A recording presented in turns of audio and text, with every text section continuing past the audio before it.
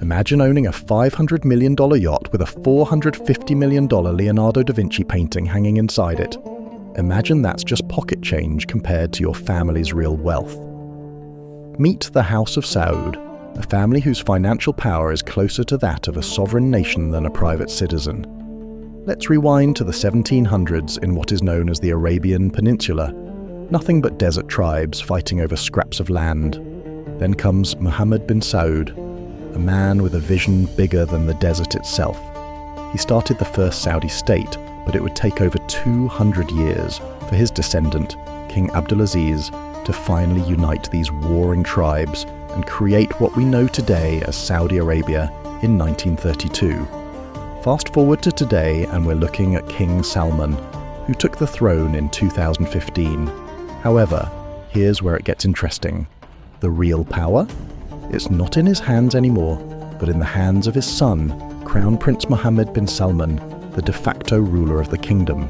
Born in 1985, MBS holds a law degree from King Saud University and experienced a meteoric rise after his father became king, quickly being named Minister of Defense and then Crown Prince.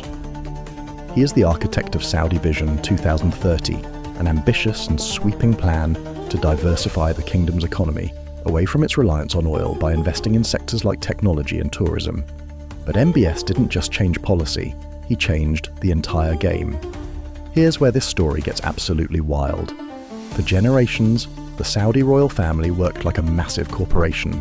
Thousands of princes getting their cut, living off generous government stipends, making millions from business deals. It was like the world's most exclusive welfare system. Then MBS came along and said, not anymore. In what can only be described as the most expensive family intervention in history, he cut off the money tap.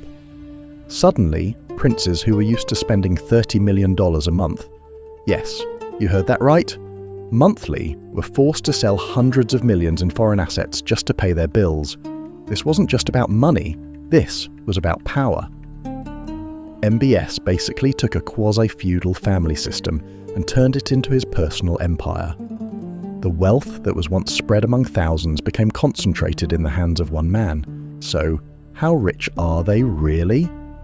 Okay, here's where it gets crazy. Nobody, and I mean nobody, knows exactly how wealthy the House of Saud actually is. The estimates range from $140 billion to $1.4 trillion. That's not a typo, there's literally $1 trillion difference in the estimates. Why? Because in Saudi Arabia there's no line between the government's money and the family's money. It's all just theirs. To put this in perspective, if the higher estimate is correct, they're worth more than the GDP of most countries. We're talking about wealth that's literally off the charts. So, what do you do with potentially $1.4 trillion? Well, if you're the House of Saud, you live like the pharaohs of old, but with better technology. Their main residence, the Al Yamama Palace in Riyadh, a 4 million square foot complex. For reference, that's about 75 football fields under one roof, complete with Italian marble, a private movie theatre, and its own mosque. But that's just the beginning. Remember that $500 million yacht I mentioned? That belongs to MBS, and it's called the Serene. But here's the insane part. He reportedly keeps that $450 million Leonardo da Vinci painting, Salvator Mundi, on board. Think about that. One of the most valuable paintings in human history, just chilling on a yacht. Oh, and he also owns a $300 million chateau in France that was literally called the world's most expensive home when he bought it. This is the level we're dealing with here. But here's what makes the House of Saud truly terrifying. Their power goes way beyond just money. First, they control the world's oil supply.